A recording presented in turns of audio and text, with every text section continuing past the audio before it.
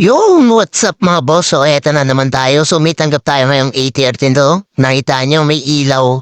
May ilaw, may display pero walang ilaw. So, light problem na naman to. Itong Samsung A13, so galing to sa Apo technician natin. So, pinasa sa atin. Pero na-try na daw niya to ng ilang perasong LCD. Still, ganun pa rin. Wala pa rin siyang ilaw. Pagkatapos niya mag-try ng bagong LCD, parang tatlo yata yung sinubukan daw niya. Pero pare-parehas daw. Ang problema, black screen pa rin. Hindi, wala talagang ilaw. So, syempre sa mga ganyang bagay kasi kailangan testingin muna natin talaga ng LCD bago ang lahat. Kung mga ganyan walang display, nagbabibrate naman.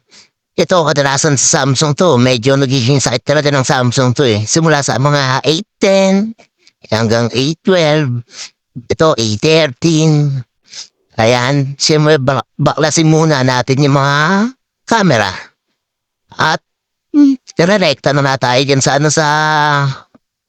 may light part, sa may coil.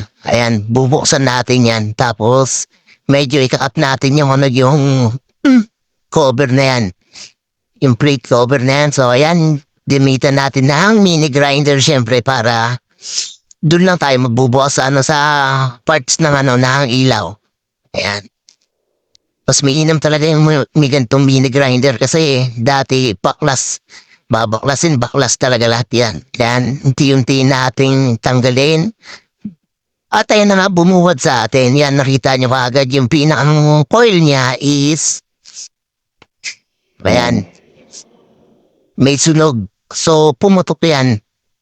Siyempre, ang gagawin natin dyan, papalitan natin yan. Pero, ang naging dahilan ng pagkasunog yan, bakit pumutok yung coil na yan, is may isang dahilan yan, may shorted na capacitor dyan. Yun ang naging dahilan kung bakit siya pumutok, kasi may shorted na capacitor. So, naapektuhan itong coil. So, ang gagawin natin dyan, papalitan natin at papalitan din natin yung isang capacitor na nag-shorted kasi pag hindi mo pinalitan yun, pag nilagyan mo ng bagong coil, uusok at uusok pa rin yan. At ayan na, ituro ko sa inyo. So, nakita niyo yung dalawang capacitor na magkadikit na yan? Medyo iba na yung kulay niyan. Yan ang yan yung shorted. Shorted siya, kaya pumutok yung foil.